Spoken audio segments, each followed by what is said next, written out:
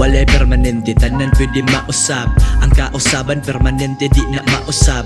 Mga katawa o galibay sa karon nga adlaw, pwedeng pulihan o kasakit bisag unsang adlaw. Pwede kampante pero ayaw lang dira kumpiyansa. Sa pag-abante ang kaiso kay permi ang dama. Wala man damha basta dili kahibaw kung unsa. Kasakit man ni o kalipay ablihan sorpresa. Pwede mo hangyo pero dili gigakabuot. Ang dagas kalibutan wala na sa akong kamot.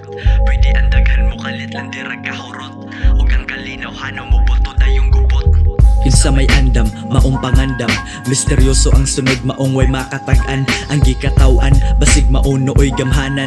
O katong gagahi-gahi, maoray tamakan. Di sigurado ang puhon mo tuo kag sa dili. 100% nga tumong na aginay mahiwi. Mga tanga, dili kadawat man gitag basulon. Samtang ang wais mo sabot na mo barog padayon.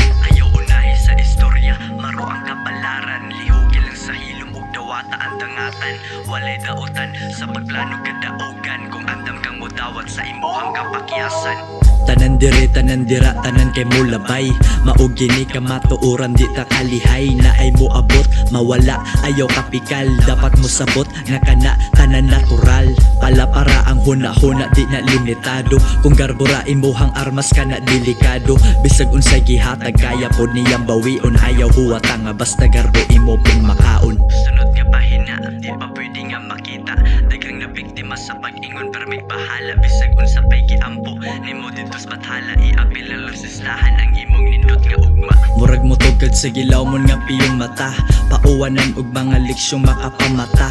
Taman magtimaan sa pahinom dumadala. Tanan pwedeng maghuman, bisan pagdili pa ka andam. Di maghuwat ang oras pero may dadagan. Taga segundo daghan pa kaayog at tangan.